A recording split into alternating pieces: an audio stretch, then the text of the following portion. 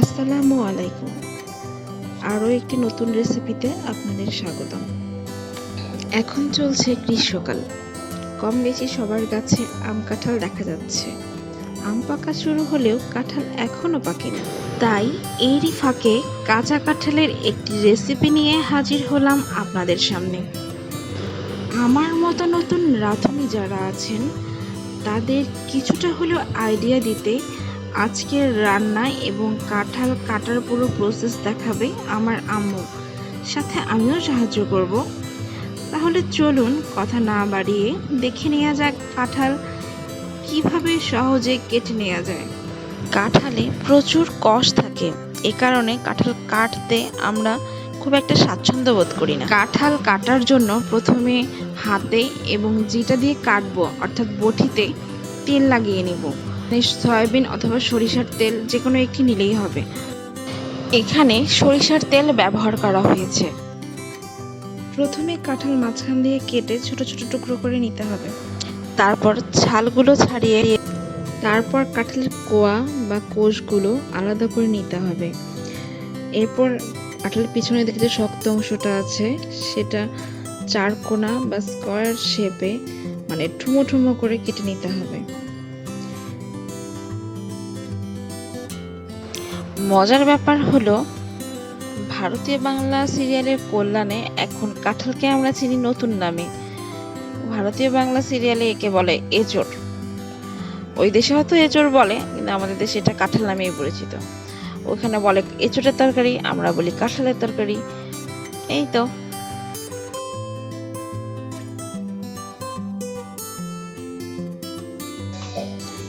এরপর কোষগুলো যেগুলো আছে সেগুলো বিচি থেকে আলাদা করে কেটে নিতে হবে। এগুলো ছোট ছোট করে কাটতে হবে। বিচিগুলোর মাঝে হালকা একটা আবরণ দেখা যাবে, সেটা আঙুল দিয়ে খুঁটলেই পরিষ্কার হয়ে যাবে। তারপর বিচিগুলোকেও ছোট ছোট করে কেটে নিতে হবে।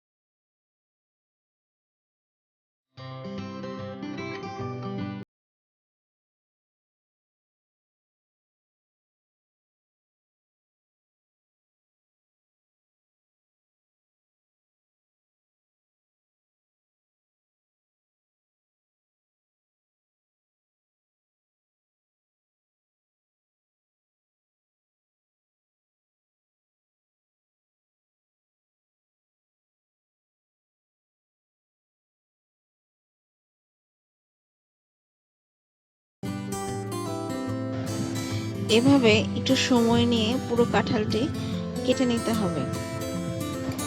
কাঁঠাল কাটার এই ঝামেলার কারণেই অনেকে কাঁঠাল খেতে চায় না, কিন্তু একটু কষ্ট করলেই একটি সুন্দর রান্না তৈরি করা যায়।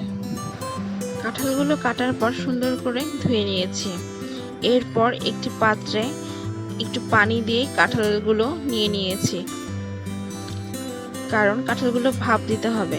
ভাপ দেওয়ার কারণ হচ্ছে কাঁঠালের মধ্যে যে কষগুলো আছে সেগুলো যাতে চলে যায়।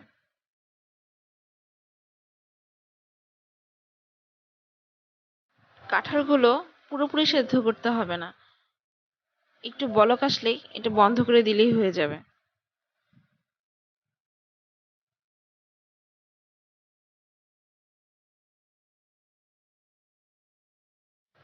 এ পর্যায়ে চুলা বন্ধ করে দিব এবং ঠান্ডা হওয়ার জন্য অপেক্ষা করব।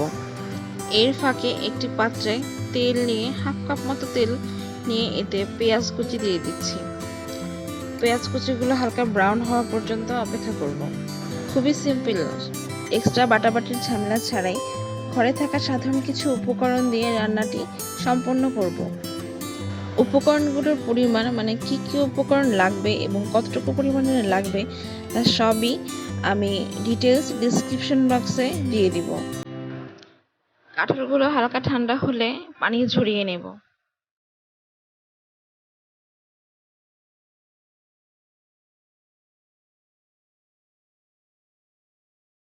এই রান্নাটিতে তেল, পেঁয়াজ এবং রসুনের পরিমাণটা একটু বেশিই লাগে।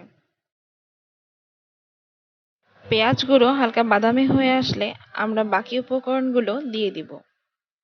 প্রথমে তেজপাতা দিয়ে দিব, এরপর আস্তে আস্তে দারচিনি, এলাচ এগুলো দিয়ে দিব।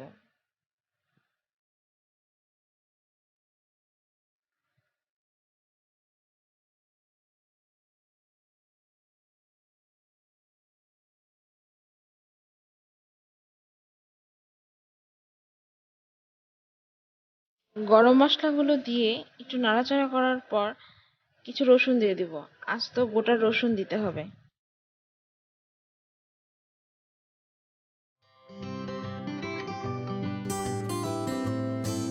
পেঁয়াজ লাল হয়ে আসলে এরপর বাকি মশলাগুলো দিয়ে দিব। প্রথমে দিচ্ছি লবণ, স্বাদমতো লবণ দিতে হবে।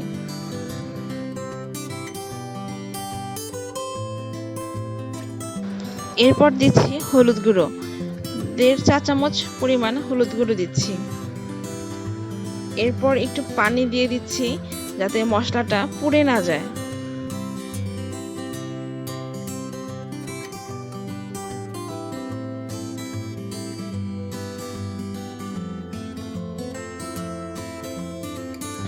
এরপর দিচ্ছি শুকনা মরিচের গুঁড়ো, একে একে 3 চা চামচ শুকনা মরিচের গুঁড়ো দিব। যে যেমন ঝাল পছন্দ করে সে সেরকমই দিবে।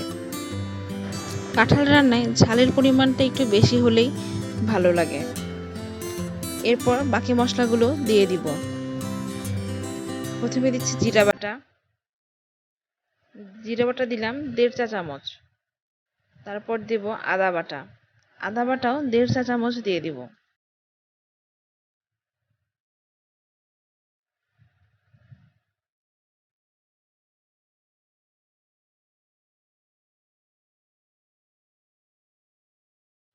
এরপর দিব রসুন বাটা।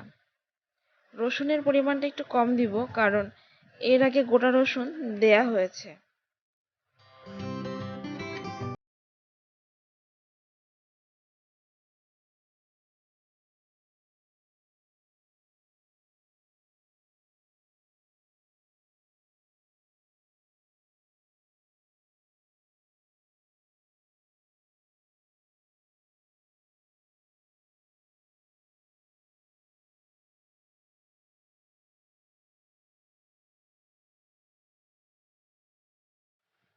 মশলাগুলো যাতে না পুড়ে যায় এজন্য পানি দিয়ে কষাতে হবে।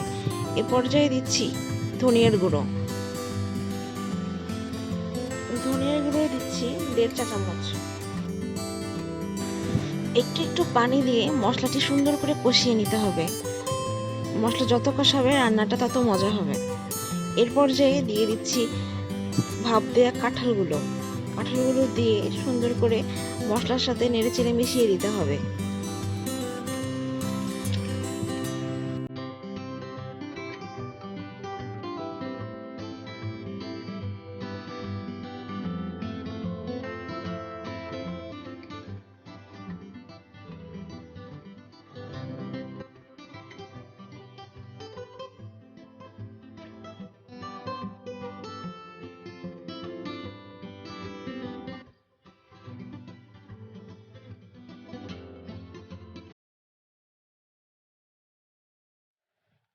নাড়াচাড়া করে মিশিয়ে নেওয়ার পর এখন একটু পানি দিয়ে যাতে নিচে লেগে না যায় ঢাকনা দিয়ে ঢেকে রেখে দিব।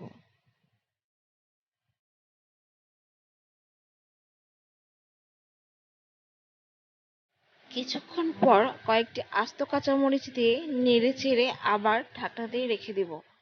এই রান্নাটি বারবার কষাতে হবে, কষাতে কষাতেই এটি সিদ্ধ করতে হবে।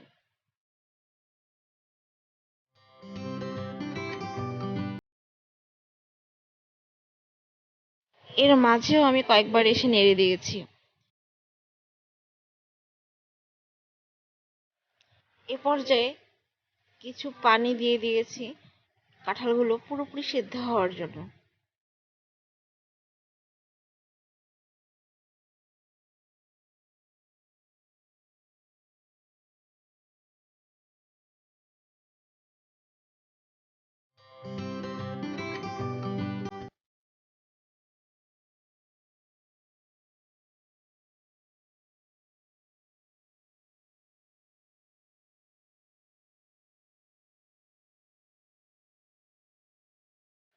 এর মাঝে কয়েকবার নেড়ে দিতে হবে এবং দেখতে হবে পানিটা শুকিয়ে গিয়েছে কিনা। এখন পানি শুকানোর জন্য আমরা অপেক্ষা করছি।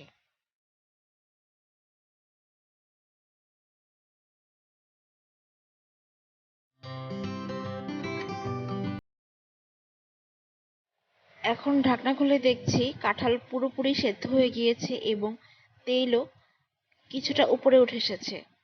এ পর্যায়ে চুলা বন্ধ করে দিব। তারপর ঠান্ডা হলে নামিয়ে পরিবেশন করব।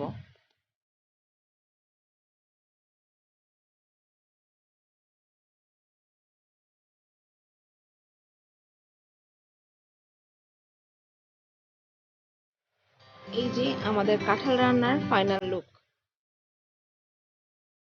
দেখতে অত্যন্ত সুন্দর হয়েছে, দেখেই লোভনীয় লাগছে।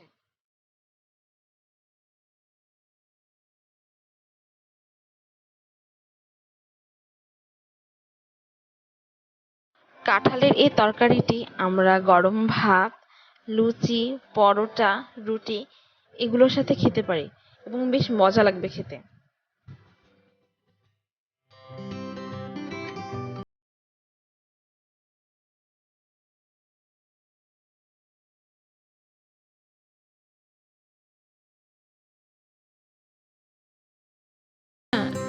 এখন টেস্ট করার পালা, দেখি কেমন হয়েছে। গরম ভাতের সাথে কাঁঠালের তরকারিটা খেতে অনেক অনেক মজা লাগে। এখন খেয়ে দেখা যাক। ভাত দিয়ে তরকারিটা একটু মাখিয়ে মুখে পড়লেই বোঝা যাবে স্বাদ কতটুকু মজা হয়েছে। হুম, বেশ মজা হয়েছে। আমি বানিয়ে খেয়ে ফেললাম, এখন আপনাদের পালা। কাঁঠালের এই রেসিপিটি ট্রাই করুন এবং ফিডব্যাক জানান। এরকম সহজ রেসিপি আরও পেতে চ্যানেলটি সাবস্ক্রাইব করুন এবং পরবর্তী রেসিপির আপডেট পেতে পাশে থাকা বেল আইকনটি অন করে দিন। সবাই ভালো থাকবেন, সুস্থ থাকবেন। আল্লাহ হাফেজ।